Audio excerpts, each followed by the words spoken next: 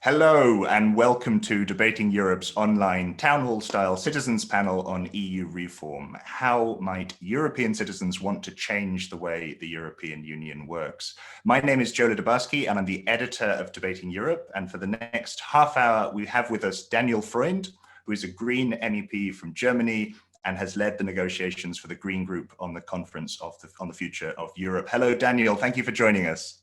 Thanks. Glad to be here. Good, brilliant. Very glad to have you with us. So we're recording this ahead of broadcast, and as we record, the outcome of the Brexit negotiations are still very unclear. By the time we publish, you watching at home should have a better idea whether there's likely to be an EU trade deal or not. But deal or no deal, the EU has lost a member state. And in response to that, French President Emmanuel Macron had proposed a conference on the future of Europe. The various EU institutions have taken up the call, and the EU's Conference on the Future of Europe is a planned consultation with citizens from across Europe on the sort of reforms and future direction they want the European Union to take. It is supposed to be a completely open debate with no taboos in terms of treaty change or reform. So ahead of the conference, we thought we would invite citizens to discuss the sort of Europe they want to see. What would they change about the EU if they had the opportunity, and what are the kind of the questions and issues they have. Now, the idea behind our citizens panels is that it isn't me asking the questions to Daniel, but rather our panel of 4 European citizens who are joining us virtually. So we've got 30 minutes, which isn't very long, and I'm going to dive straight into the questions from citizens. We're going to start off with Annabella, who has a question. Annabella, if you could introduce yourself and ask your question to Daniel. Yeah, good morning. My name is Annabella. I'm an economics student, or better, I finished my economics master now, and what my question is about the taxes in Europe. There are 27 different tax systems, and in the light of a carbon tax in the European Union, what is your idea to tackle this issue? Well, thanks. That's a great question. I think actually that this whole area of taxes is one of the big challenges that we have in Europe, right? So far, there are no EU taxes. Taxes are decided by the member states themselves. The EU has little to no competence in this area. And it has led to a situation where, for example, large companies are pretty much not paying their taxes in the union, right? We have tax havens within the union, and there's loopholes in the national tax system.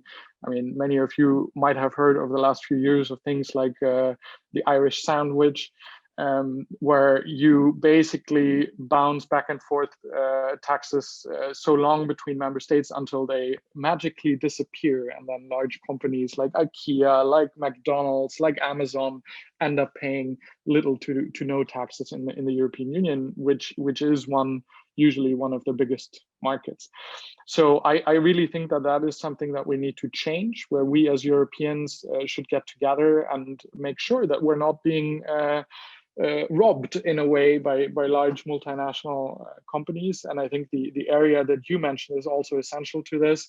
If we want to be serious about fighting climate change, and if we manage within the union to put a price on carbon emissions, well, then obviously we need to make sure that we're not just importing those emissions that we're maybe cutting within the union from the outside. So I think in this fight against climate change, one of the core pillars has to be what is in technical terms called carbon border adjustment tax, right? If, for example, we're importing steel, let's say from China, where they don't have a price on carbon on that, or they're not producing that steel emission-free as we're aiming to do here in the Union, then there needs to be a price at the border when it comes into the EU market that makes sure that we're not undercut by foreign competition, for example, or importing CO2 emissions. And Annabella, I just wanted to ask you, when you talk about, there are 27 different tax systems, and you see that as a kind of an issue, were you imagining that you would, or would you like to see rather like EU taxation, or is it more like the EU kind of tax, a direct tax from the EU, or is it more a kind of framework of agreement between the 27 member states? This is the minimum we will tax, this is the kind of maximum. Which would you prefer? Yeah, I know it's difficult. I know that from my studies. And I know that there's a lots of issues also in terms of competition laws among member states and economies. But I would prefer at least a kind of cushion of taxes, a basis where you can at least build on. So we have at least a minimum consensus about it. And yeah, at least in terms of the carbon tax, I would appreciate that. And the thing you're worried about, sorry, Daniel, is kind of tax competition. Is like some member states undercutting others, like a kind of race to the bottom. Is that right? Yeah. Okay. I mean, yeah, that's actually basically that what happens and or what I perceive is happening, and yeah. Sorry, I'd say that there's two main issues that we need to address in this area of taxation, right? One is the issue that you guys just mentioned, that we're basically undercutting ourselves so much until there's nothing left. The other issue is, of course, how do we all together fund those activities that we do want to do together? How do we fund the budget of the European Union? How do we fund our our common fight against climate change, solidarity within the European Union? And there, so far, since the EU budget is mostly based on member state contributions, every time we're discussing the budget, we get this horrible debate about net contributions and net recipients. And you get a bit the impression, certain countries are just gifting money to other countries.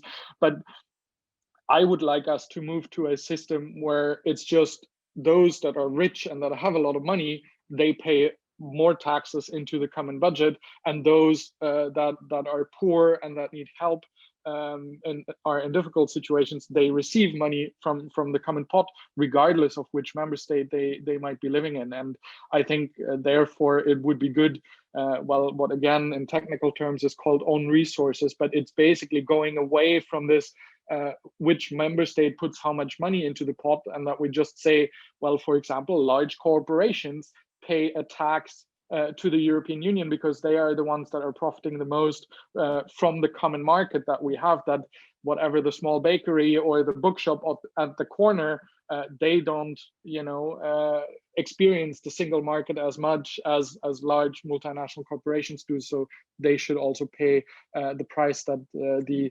maintenance of that market costs all of us.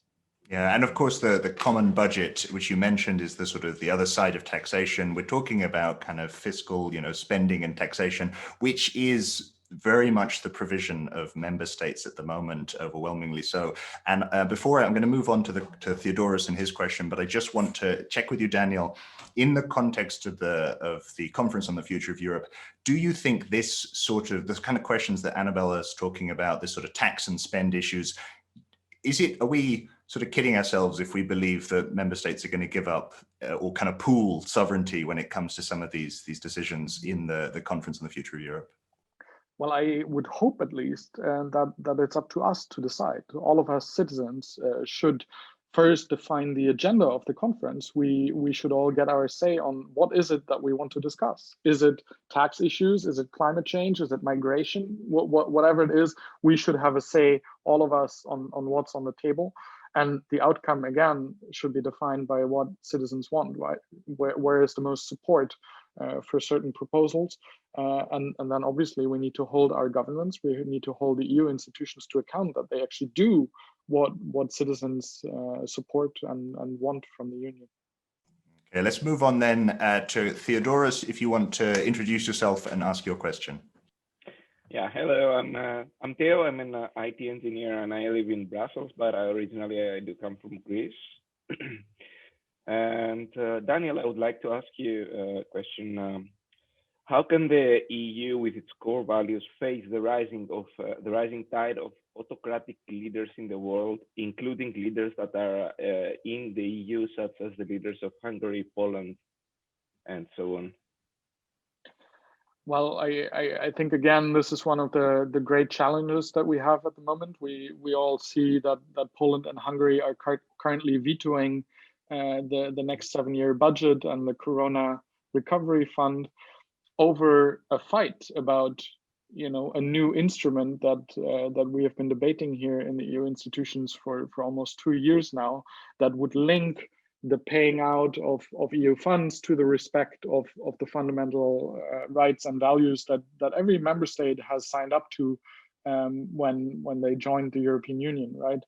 And we have seen over the last 10 years or so backsliding, where more and more member states have a situation where fundamental rights are coming under pressure, where media freedom is curtailed, where there is huge corruption. I mean, if I look at the situation in Hungary, for example, where the family and close friends of Viktor Orban are becoming incredibly rich, including with EU funds, right? And I'm not just saying a couple of €1,000s, but they're becoming billionaires with the stealing of EU funds.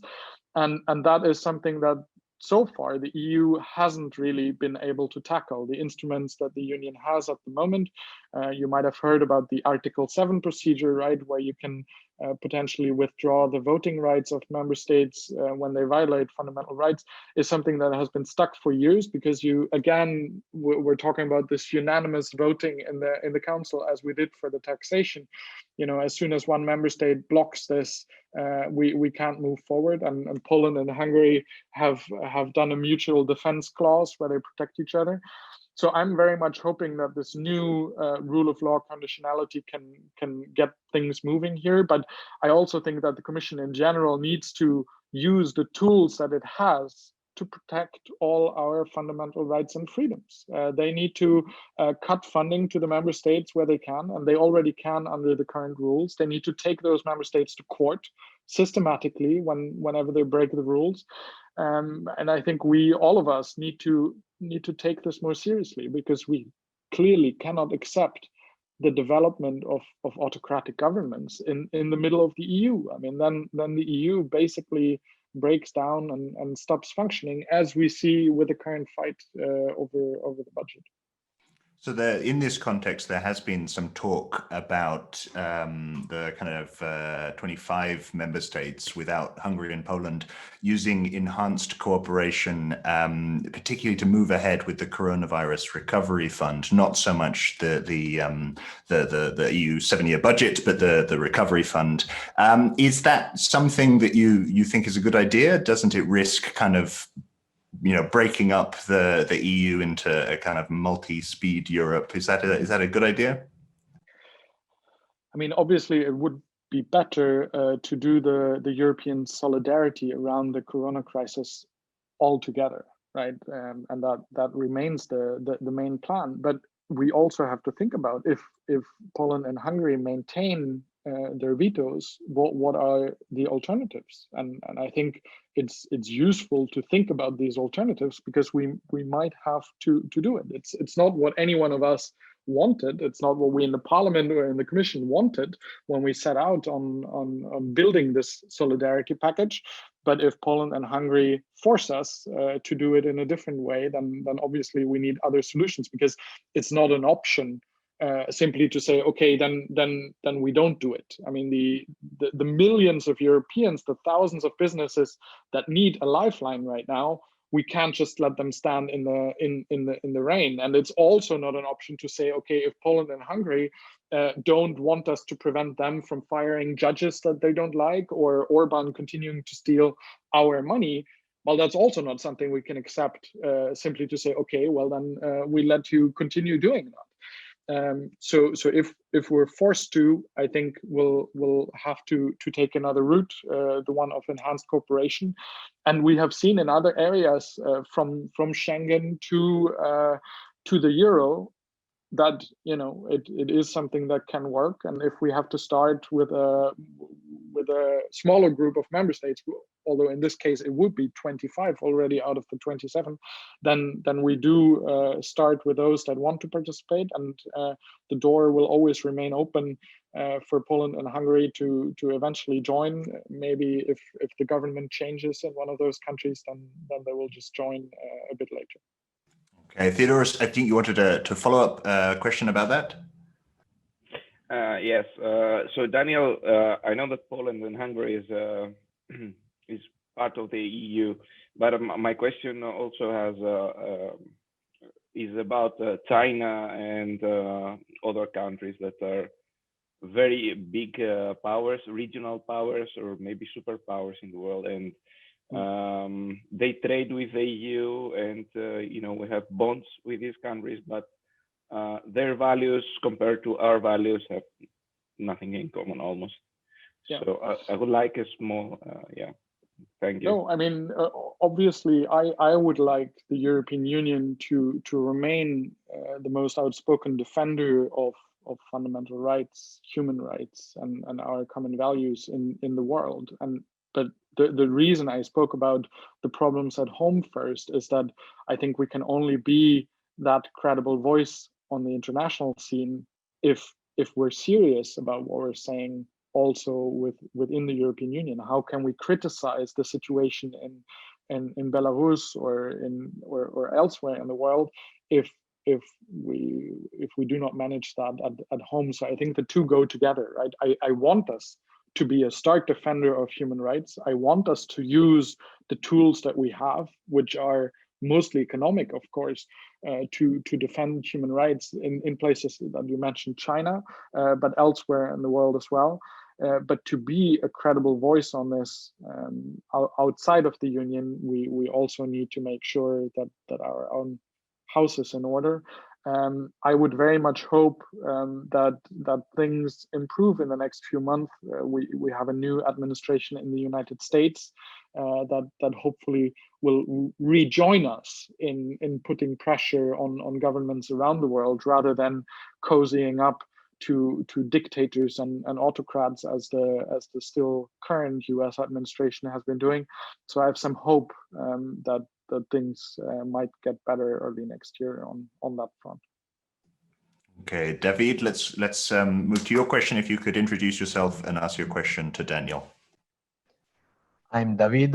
I'm from Italy. I'm finishing my study in automation engineering, and I want to ask you, Daniel, what do you think can be done to increase the curiosity of the young generation to the European politics? How can young people make their voice heard? I mean, I have to say that the voices of young people are being heard, right? When I look at the Fridays for Future movement, for example, that is a movement mostly of young people, right?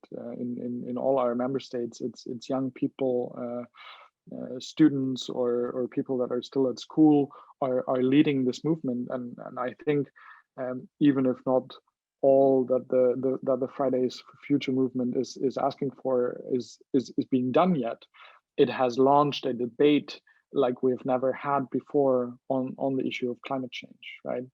So when young people are loud and outspoken about what they want, they do get heard, and it does shape the debate. And the European Commission has now put forward a Green Deal and the most ambitious climate policies that we have ever seen, and that we're still seeing anywhere in the world for the time being. So I'm optimistic that young people can be heard, and I'm very positive as well that the Fridays for Future movement is not only talking to national and local governments, but has also been talking to the European Union and has been putting pressure on us in the European Parliament and on the Commission as well. And obviously, I think anyone fighting for issues should take inspiration from what the Fridays for Future kids have done, even if you're fighting for whatever else the issue might be, right?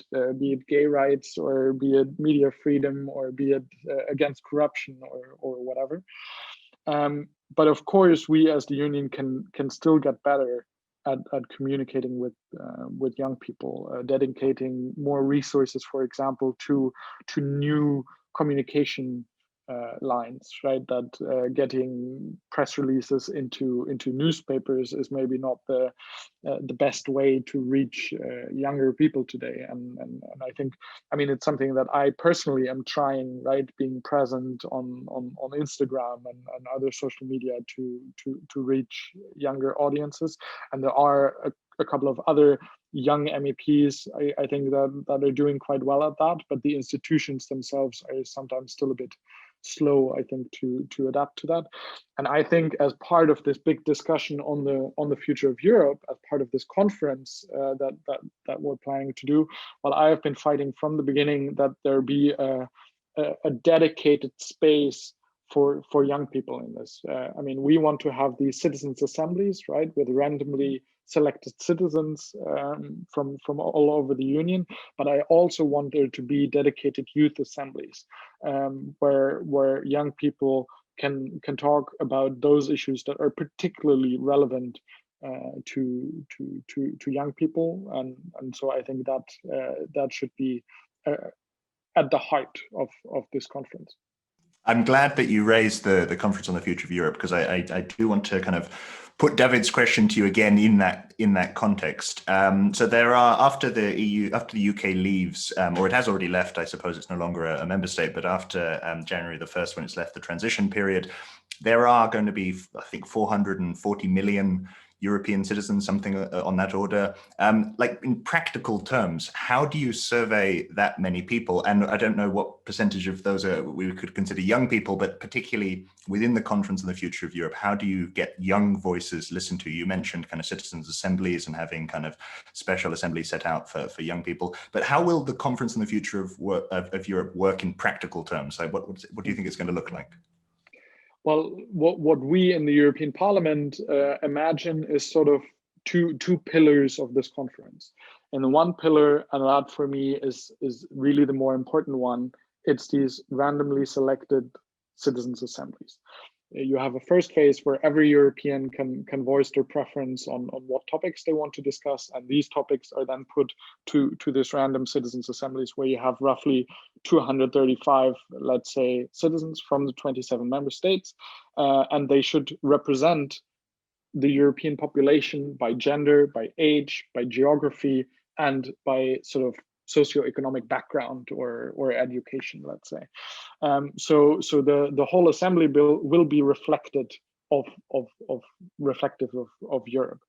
But why I think it's particularly important to have dedicated youth assemblies in this citizens pillar is because Europe is an aging continent, right? We, compared to Africa or South America, we have relatively few young people. So I think, given that we're talking about the future and young people have a longer future than older people, they should sort of be a bit overrepresented in this. Their voices should be listened to particularly.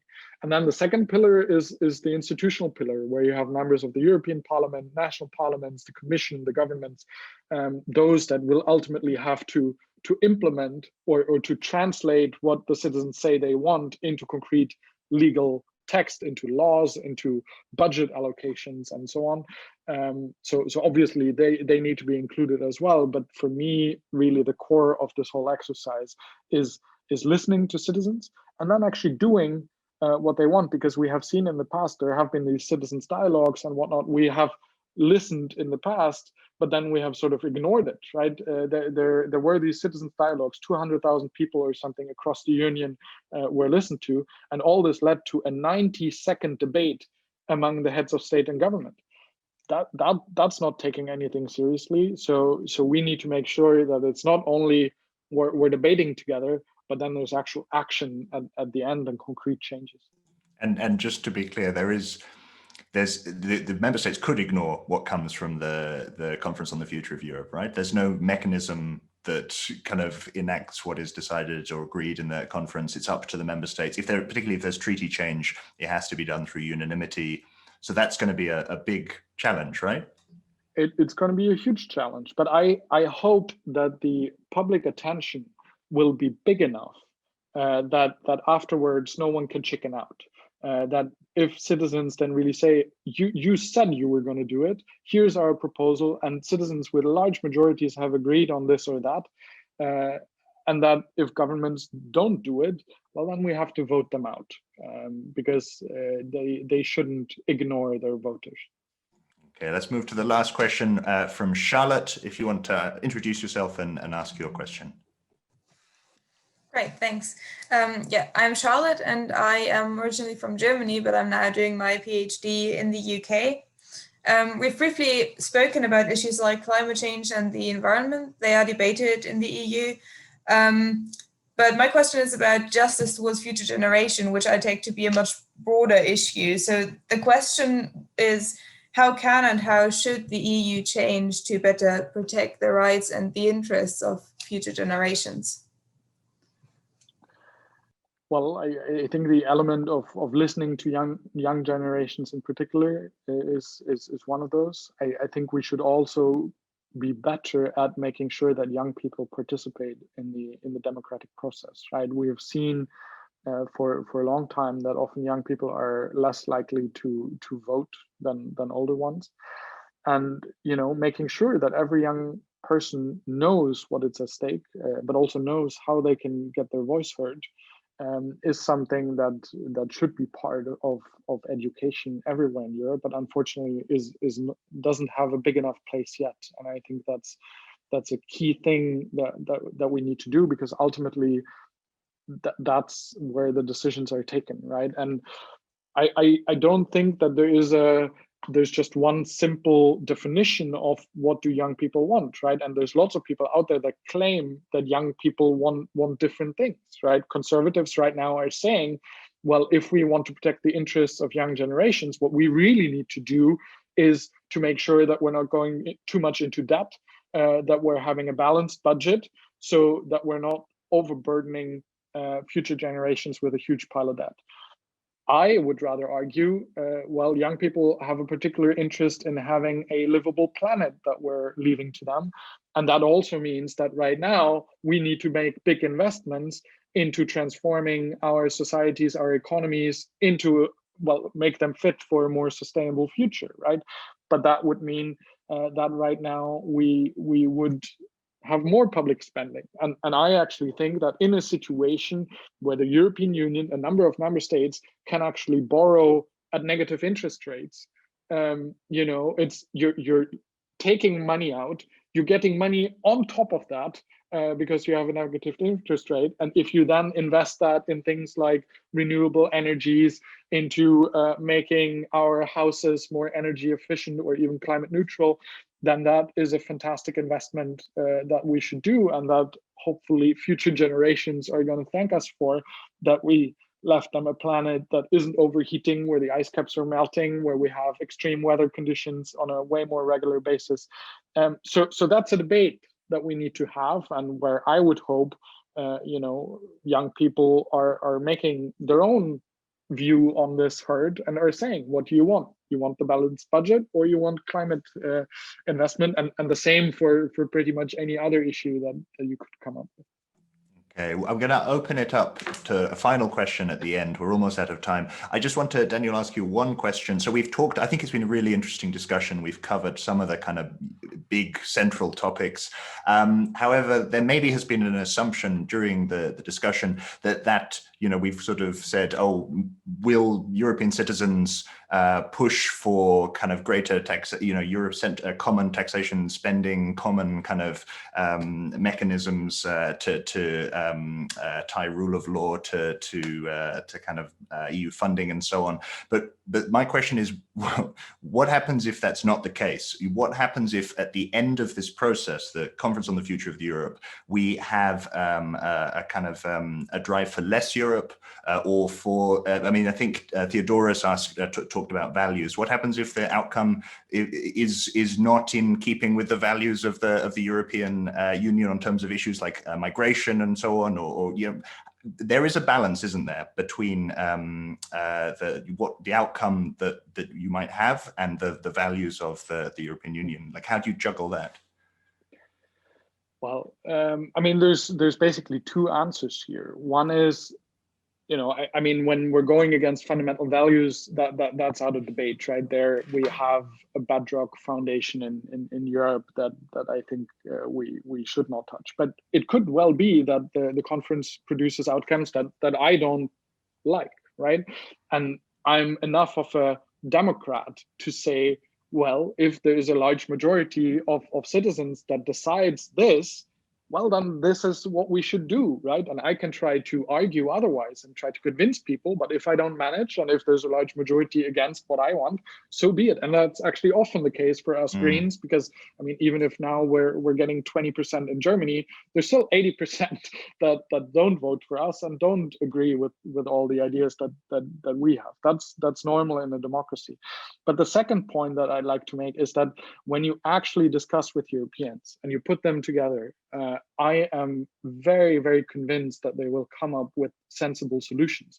And if you are discussing climate change, for example, with citizens from the 27 member states, I cannot imagine that the answer will be, let's not work together on this, everyone by themselves in their little corner, because it would be so illogical that be the answer to that challenge, that I can't imagine. And all the examples that we have seen of citizens' assemblies that are done like this, they come up with very reasonable and good proposals that often reflect also then the wider impression in a population. If you look at what was done with these citizens' assemblies in Ireland on marriage for all and the right to abortion, if you look at the climate convention that the French have done, I mean, very, very good outcome. And I'm very confident that citizens are very smart on this, and that if they take the time to debate this, they will come up with great proposals.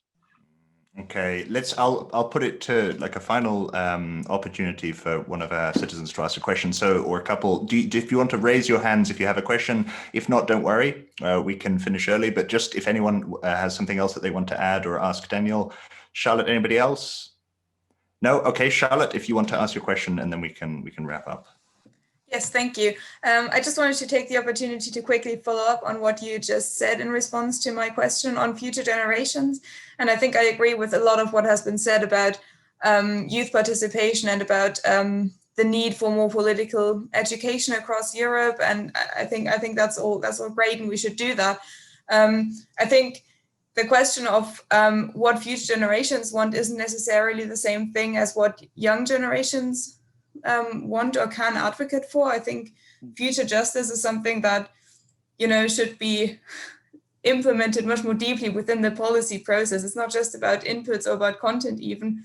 We might even need better procedures to better take into account the very long-term consequences of what we do today. And again, that's not just about climate change. That might be across a whole range of policy issues. And I was just wondering whether you could maybe say a few more words towards the end of how we can maybe approach that issue.